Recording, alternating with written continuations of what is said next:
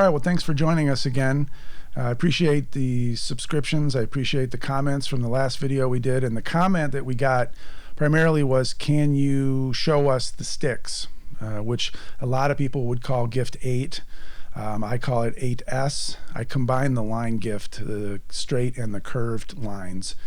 And the interesting thing about the sticks is that they don't go back into some sort of whole form. And I think that's really one of the interesting things about the Froebel gifts, are that you can put it back into the original whole form. But when you look at the sticks, what you end up with is generally being presented them in a big box with a lot of parts and pieces. So I would encourage those that have these sets to maybe take them out into smaller increments. You might do just one size.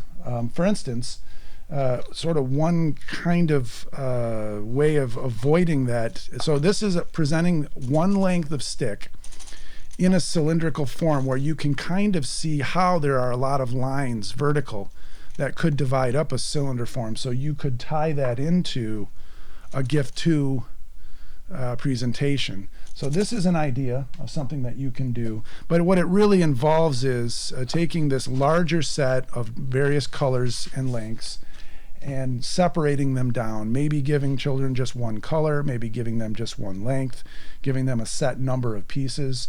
I think sometimes the limitations really allows them to be more creative.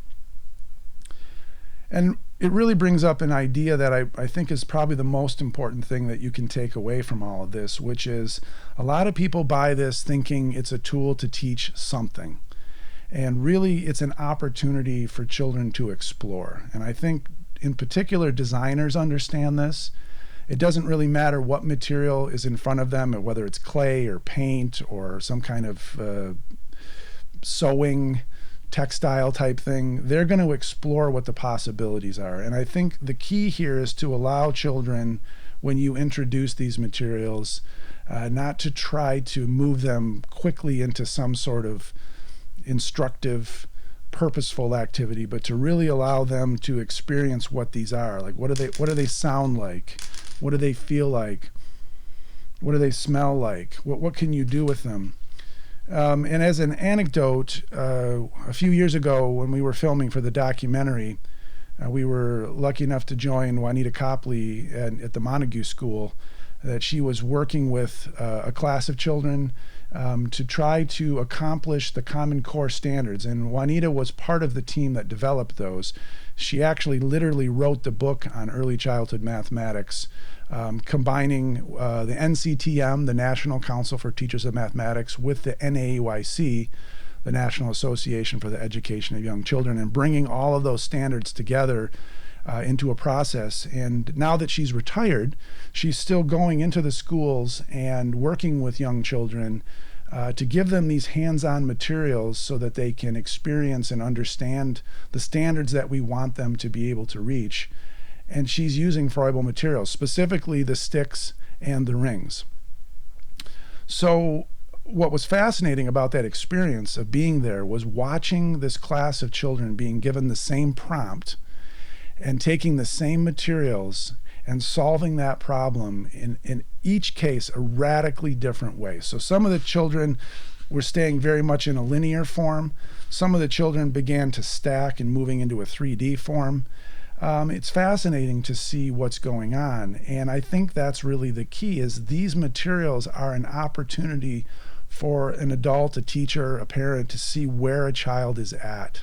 What is their reasoning? What is their thought process among using this? And I think, you could use these sticks every day for a year and not really retrace the same path. So I think the very first time you work with these materials, I think you should put them out there and just let the children experience it and engage them in a dialogue. Ask them, what do you think about this? Or, what color is this? And those kinds of things. That's how the children are learning concepts. That's how they're building vocabulary, is how you interact with them.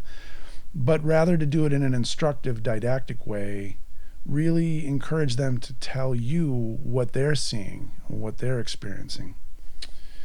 But in a more specific way to approach this, as we talked about in the previous video, you can take the surface gift, these tablets, and stack them up and compare them with the cube so that children can see the association there. And by the same token, you can take some of the 1-inch pieces from the sticks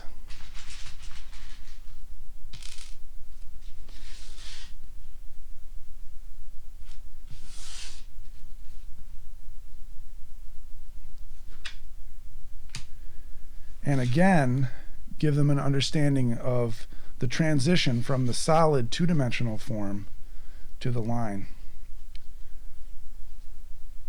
And I think that one-to-one correspondence is really a critical thing at an early stage, because what will generally happen, and what technically happened with Frank Lloyd Wright as he was playing with these materials, was he was beginning to see the world in a different way.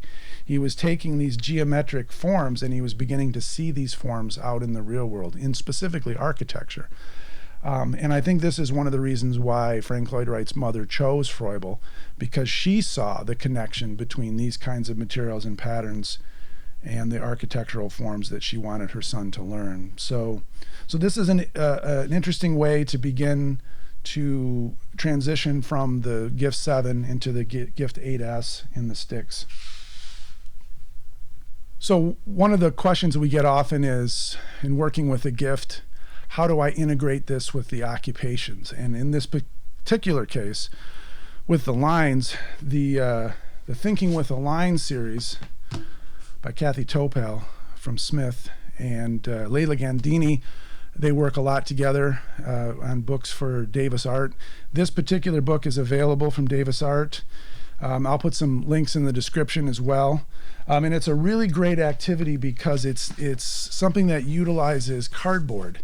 It utilizes materials that you already have around. You can take any kind of paper and any kind of cardboard, as long as you have a straight line, cut it to a specific width, and this width, can tie into one of the sticks, for instance. So make sure that it ties in with some of the sticks that you're working with.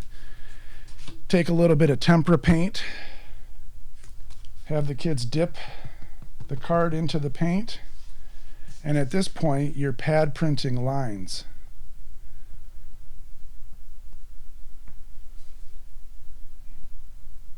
You can also do this with curved. You can take like a toilet paper roll or a paper towel roll or something like that that's a curved cardboard, and also cut those down for use, so you can play with both the straight lines with the sticks and curved lines with the rings. Now, the Froebel School in Mississauga, Ontario, which sadly is no longer there, their particular day, the children would come in, they'd do a morning circle, then they would go off to do a gift play. And during that situation, there would be a question asked to the children: what should we play with today? What gift should we choose? And all the children would have an idea, and they would work it out. And sometimes it would be gift 3, and sometimes it would be gift 5. Sometimes they want to play with the sticks. So they would go and they would choose to play with the sticks. They would do some activity, and then at that point, the teacher would dismiss them to go outside for recess. And they would go outside for 20, 30 minutes, something like that. And then when they came back in, the teacher would set up this activity during recess so that they could do a line printing to sort of build on the ideas that they had come up with during the gift play activity, and to continue on in a different medium, something that was completely new, so that they're continuing to express these ideas. They might go out again at lunch and maybe the children form a line. Or, there's any number of ways that you can integrate each successive thing throughout a day. Or if you feel like the children have gotten enough of that particular idea, you can come back to it at a later date. So hopefully this is just a simple idea of the kinds of things that you can do with these materials, but I encourage you not to see them as what in this case would be covered by Cuisenaire rods. And just so you know, most educational toys, if not all, trace exactly right back to Froebel. Cuisenaire rods are based on Froebel sticks. And there's a whole curriculum designed around Cuisenaire rods. So If you're buying them just to do those activities, that's great. But, my children in particular played with these as design. They would just simply create with them, and we never used them in any kind of instructive or didactic way. And I would encourage you to do the same thing with the sticks, at least initially. And then once you get a feel for them, once the children get a feel for them, you can begin to introduce increasingly higher level concepts, things like vectors, for instance. So there's a range from early childhood all the way up through high school where you can keep coming back to these materials and use them in an educational way. And I encourage you to just explore and find out for yourself how you can integrate them into what you're doing. Thanks for joining us.